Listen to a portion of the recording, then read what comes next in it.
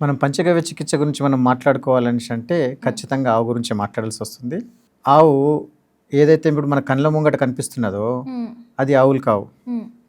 అయితే ఏదైతే మోపురం ఉండి గంగడోళ్ళు ఉండి కనిపిస్తున్నాయో అవి మాత్రమే ఆవుల కిందకి పరిగణిస్తాం మనం. ఎందుకు అంటే మనం దీన్ని దేశవాళీ ఆవులు అంటాం.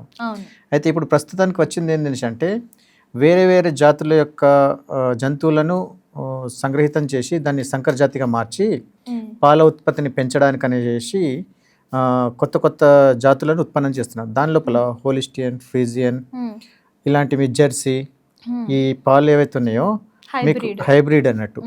అయితే వీటిని ఓన్లీ పాల కోసం మాత్రమే చేస్తాము. అయితే మన ఋషులు మునులు ముందు నుంచి ప్రకృతి మనకు ప్రసాదించింది ఏంది అనేసి అంటే ఆవు. అయితే మనం దీన్ని ఆవుయే అని శనము ఏమంటాం, దీన్ని గోమాత అని పిలుస్తాము.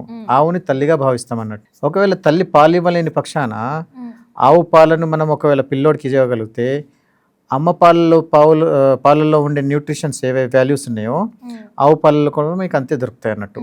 అంటే అమ్మ ఇంకో అమ్మ అన్నట్టు, అలా అమ్మలాగా మనల్ని ఆదుకుంటుంది అన్నట్టు. అయితే దీన్ని ఆవుని అమ్మనే ఎందుకు అనేసి అంటున్నాము మొత్తం ప్రపంచవారిగా అనేసి అంటే చిన్నపిల్లలు ఉన్నప్పుడు అమ్మ పాలనిస్తుంది.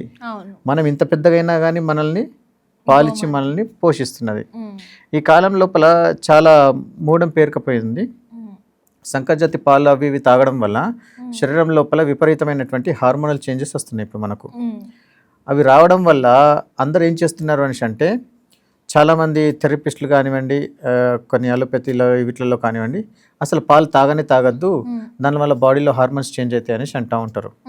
అవి ఎందుకు అవుతాయి అనేసి అంటే ఏవైతే సంకరజాతి ఆవుల లోపల పాల ఉత్పత్తి ఎక్కువ రావాలని చెప్పి దాంట్లో బర్రె పొదుగులో ఆక్సిటోసిన్ అనే యొక్క ఇంజెక్షన్ ఇవ్వడం వల్ల పాల ఉత్పత్తి విపరీతంగా పెరిగిపోతుంది. ఎప్పుడైతే బాడీ లోపల ఆక్సిటైజన్ లెవెల్స్ పెరిగిపోతున్నాయో అప్పుడు ఆటోమేటిక్లీ బాడీలో హార్మోన్స్ అనేవి దెబ్బతింటున్నాయి. దాంతో తక్కువ ఏజ్లోనే మన చిన్న ఆడకూతురులు ఎవరైతే ఉన్నారో వాళ్ళు పెద్ద మనుషులు అవుతున్నారు. మెచ్యూరిటీ లెవెల్స్ పెరిగిపోతున్నాయి. ఎప్పుడు 7 years 8 years లోపలనే అవుతుంది.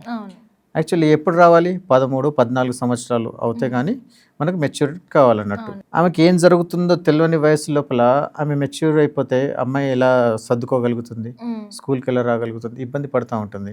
అందుకోసం నేను మన ప్రేక్షకులకు చెప్పేది ఏంటి అని అంటే జెర్సీ పాలు, బర్రె పాలు ఏవైతే కెమికల్స్ యూజ్ చేసి మీకు ఇచ్చిన పాలు ఏవైతే ఉన్నాయో వాటిని వాడకండి. ఇవి వాడడం వల్ల ఆరోగ్యం పాడైపోతుంది తప్పించి మీకేం లాభం ఉండదు. అయితే ఏ పాలు వాడాలి ఉత్తమమైన అంటే ప్యూర్ దేశవాళీ ఆవు పాలు వాడండి.